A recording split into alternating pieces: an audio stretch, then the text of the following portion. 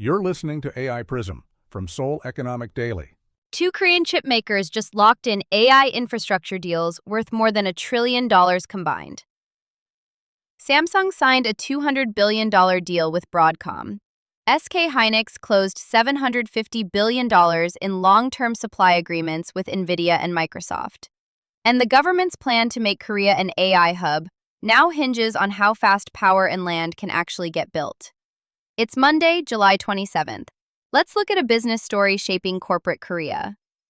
Samsung and SK Hynix have both converted what used to be one-year memory contracts into 5-year-plus supply agreements with the world's largest AI buyers. That shift signals these companies are being treated as core AI infrastructure partners, not just component suppliers. But the same week brought a reminder that ambition and execution are two different things. Korea's 3 mega projects for chip capacity still face land, power, and skilled labor bottlenecks that could slow everything down. Here's what the numbers show. Samsung signed a $200 billion memory and foundry deal with Broadcom running through 2030, covering HBM supply and sub-2 nanometer production.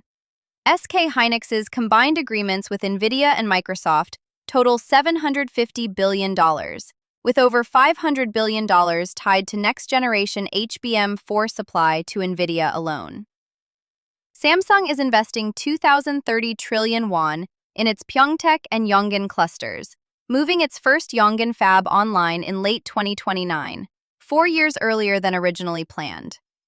SK Hynix has pulled its own Yongin cluster completion date forward 12 years, from 2045 to 2033. Backed by 1,100 trillion won in spending. In a separate survey, over half of frontier tech firms named labor hour flexibility for R&D staff as their top regulatory ask. So what does this mean for corporate Korea? Earlier, we said these deals total more than $1 trillion combined.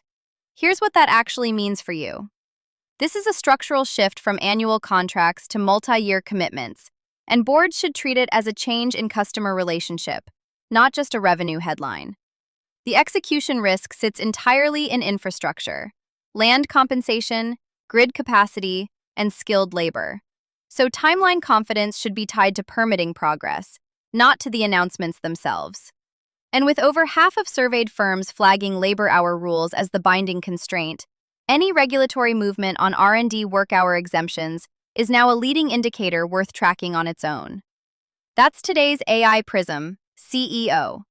This episode was produced with AI assistance based on Seoul Economic Daily reporting and reviewed by a human editor. AI PRISM is a Won IFRA award-winning series.